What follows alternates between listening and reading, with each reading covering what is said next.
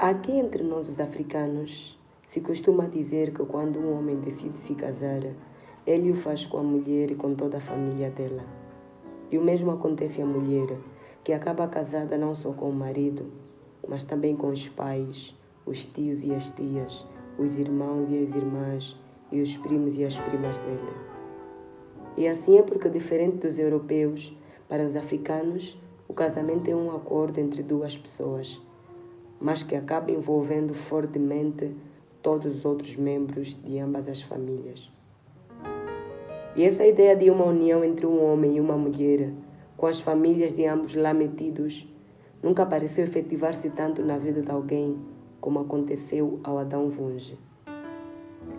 Wunge estava casado com Ana Inês, com quem tinha 3 filhos há mais de 10 anos, e ao longo deste tempo, as irmãs, as primas, as tias e a mãe de Ana Inês tinham reagido em relação ao Adão como se cada uma delas fosse também esposa do homem, como se cada uma delas tivesse a sua ou uma cota à parte de responsabilidade para a manutenção e preservação do lar dos Wunge. Quando estas parentes de Inês estavam em casa do casal, assumiam e manifestavam o mesmo anseio e preocupação para que tudo em relação ao Adão estivesse bem, para que o homem se sentisse satisfeito e bem acolhido. Nos óbitos ocorridos na família de Adão Wunge, as mulheres tomavam de assalto a cozinha, acabando por chamar para si toda a responsabilidade com a questão da logística. Tinha sido assim no óbito do pai, no pai dele, e no da mãe também, o que acabou por deixar as outras noras numa situação de total desconforto e exclusão. Todas as irmãs de Ana Inês tinham já também constituído famílias, mas era mesmo em relação ao lar de Ana Inês que os pais estavam mais preocupados. A segurança e prevalência desse lar era uma questão que muitas vezes lhes roubava o sono. Mas aparentemente estava tudo bem, e o Adão parecia esforçar-se em aceitar este tratamento diferenciado em relação aos seus concunhados. Um tratamento que ele procurava compensar, dando, por exemplo, para as contribuições de pedidos, casamentos e óbitos, valores superiores aos requeridos aos genros, esforçando-se em parecer muito responsável. Muitas vezes, Ana Inês costumava andar pela casa, detendo-se num piso, depois num cômodo e depois ainda na fronteira entre um e o outro, libertando um suspiro. O seu olhar tornava-se distante, como se pensasse que um pequeno descuido poderia pôr tudo a perder. A bela vida numa vivenda com mais de 10 compartimentos, as constantes viagens ao estrangeiro, aquele estatuto de senhora Wunge. Mas nunca contava às amigas essas suas preocupações durante aquelas sentadas que realizava em casa e em que as outras punham a dizer mal dos maridos, a apresentar uma ou outra queixa relativa à conduta deles. Nesses momentos, Ana Inês mantinha-se muito quieta a ouvir, depois encolhia os ombros e, olhando para o chão, dizia: isto é lá convosco, são problemas vossos.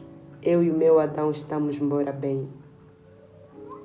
Mas quando ao fim do dia o marido regressasse do serviço, era inevitável da parte dela o esforço nas atenções, o esmero em tudo o que se fazia para ele, e depois, enquanto andava de um cômodo para o outro, mais suspiros eram libertados.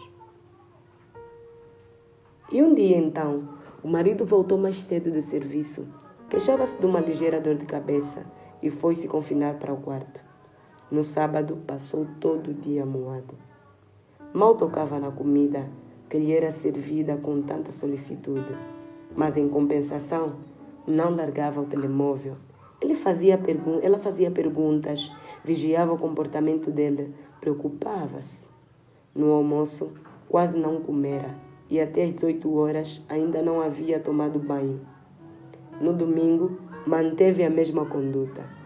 A mulher pensava, perguntava-se, chegou mesmo a investigar o motorista e por fim decidiu ligar à secretária, mas nenhum deles lhe soube dizer algo. A determinada altura, aproveitando um momento de descuido do marido, pegou no seu telemóvel e os olhos da mulher embateram pasmados numa mensagem que dizia: Por favor, Dadão, para de me enviar mensagens. Acabou, conforma-te. E além do mais, tens a tua família. Aproveita e cuida melhor dela. Foi bom enquanto durou, mas acabou. Dá um beijo por mim à titia Ana Inês. Ao ouvir os passos dele no corredor, largou o telefone, pegou no comando e mudou o canal na TV. Tinha a mão a tremer.